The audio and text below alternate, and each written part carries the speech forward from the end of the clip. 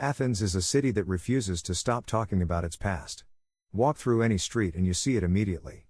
Marble columns stand next to laundry hanging from balconies. Ancient temples share skylines with modern apartment buildings. The Acropolis rises above everything, visible from almost every angle, a constant reminder of 2,500 years of continuous human presence. This is not a museum frozen in time. This is a living city where tourists and locals navigate narrow streets together, where traffic chaos meets intellectual history, where every corner holds both grandeur and everyday life. The light here is different. Sharp, bright, almost golden in the late afternoon. It cuts across whitewashed walls and casts deep shadows between buildings. The air feels thick with time. You walk and you feel the weight of centuries beneath your feet. The Parthenon sits there on top of the Acropolis, dominating the landscape, impossible to ignore. Even when you cannot see it directly, you sense its presence. Athenians navigated by it for millennia. They built around it, through it, away from it, but always in relation to it.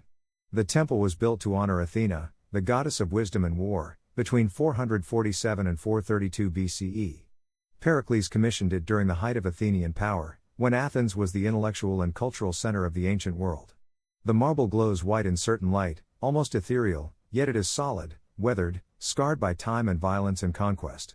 Armies have occupied this space. The Ottomans, the Venetians, the Nazis. The building survived all of it. Walking up toward the Acropolis and the modern world falls away. The streets become steeper.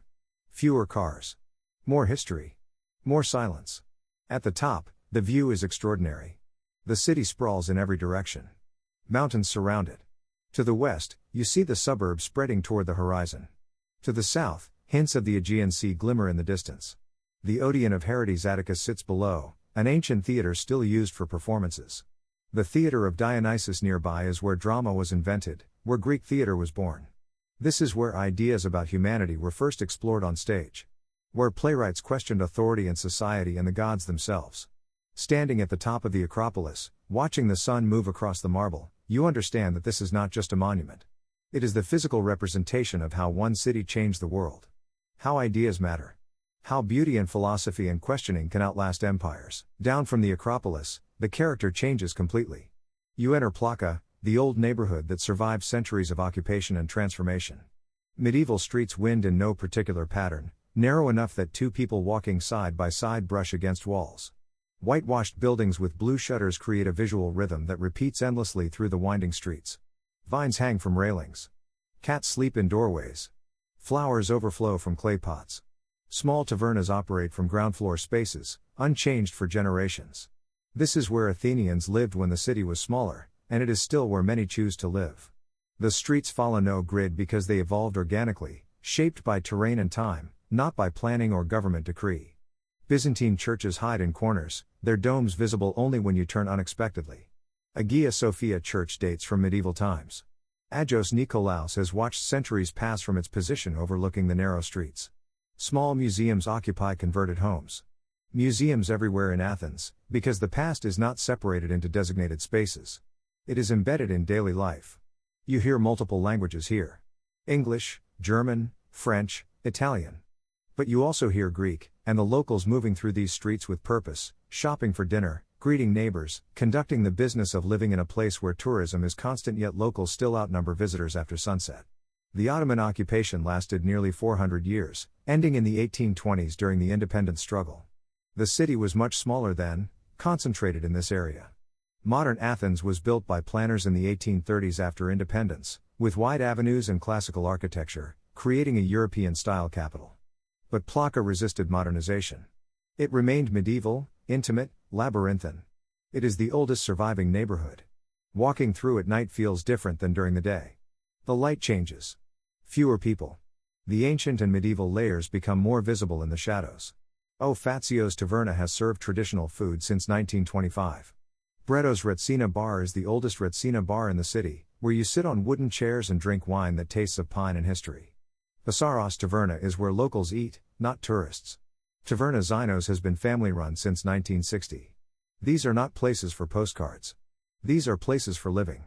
Tourism keeps this neighborhood alive economically, but locals still live here, still operate businesses that predate the tourist industry by decades. Moving north from Plaka, the neighborhood transforms dramatically. Syntagma Square is the pulse of modern Athens.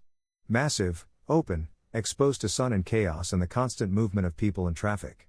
The Parliament building dominates the north side, a classical structure from the 1800s with Evzones standing guard in white uniforms and elaborate ceremonial costumes, their movements precise and deliberate. The changing of the guard happens every hour, a performance of nationalism and history that draws crowds of tourists and curious locals.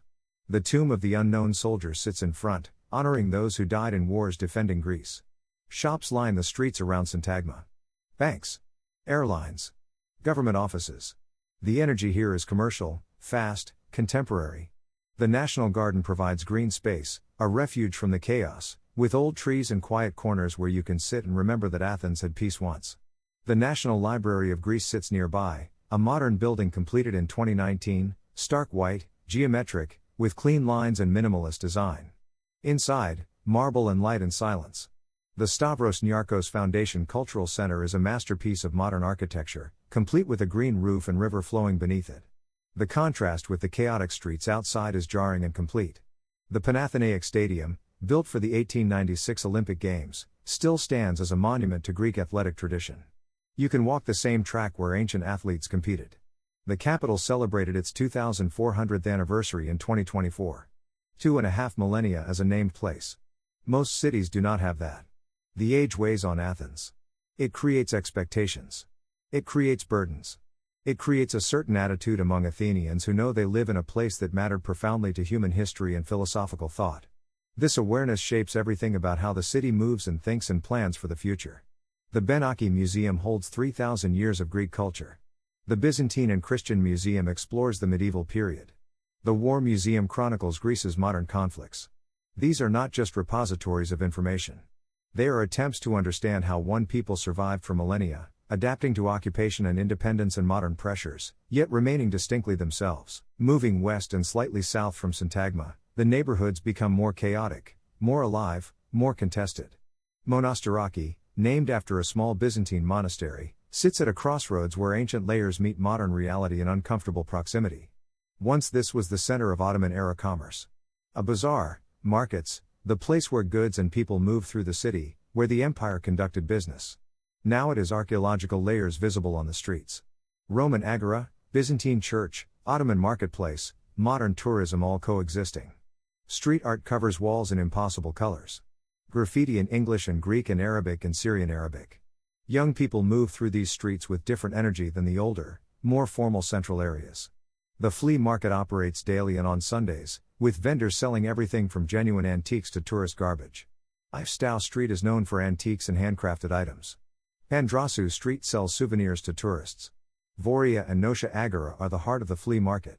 Psyrri, adjacent to Monastiraki, took over creative energy in recent years. Run-down warehouses converted to artist studios.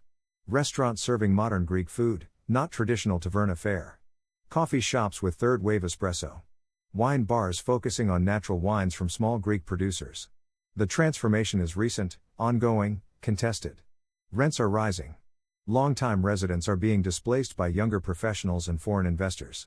The neighborhood is gentrifying in real time, the way every neighborhood in every city gentrifies eventually.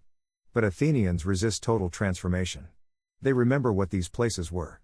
They hold on to older establishments, older ways, older relationships that predate the trendy boutiques. Voutadon Street and Arun Street are the heart of Psyrri. You can still find old hardware stores next to new cocktail bars. You can still find old men playing cards in Kafania while tourists photograph their coffee. The Roman Agora and the Tower of the Winds remind you that underneath the gentrification, underneath the boutiques and bars, is the ancient marketplace where Socrates walked and debated.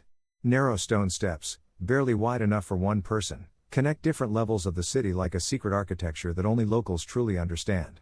Houses stacked against the hillside. Tiny squares hidden between buildings where locals sit in the evening with their coffee or wine, watching the light change over the city below. This is where Athenians find peace. Where the city slows down. Where history and daily life coexist without tension or conflict. Children play in cobblestone squares. Old men play cards in the shade of old buildings. Women hang laundry between buildings, the white sheets fluttering like flags. The sounds are different here. Fewer cars. More voices. More neighborhood. More community. This is the Athens that survives beneath the tourism and the traffic. This is the Athens that has endured 2,500 years not because of monuments but because of people. Because Athenians refused to leave, refused to forget, refused to let their city become only a museum of its past. Stratnos Street and Marlis Street win through Anafiotika. Theodorou Street connects different levels. There are plazas without names, squares that appear unexpectedly between the houses. Plataea Agia Nikolaou is one of the few marked squares. Plataea Anafiotikou is another. But many are known only to locals, only to people who live here.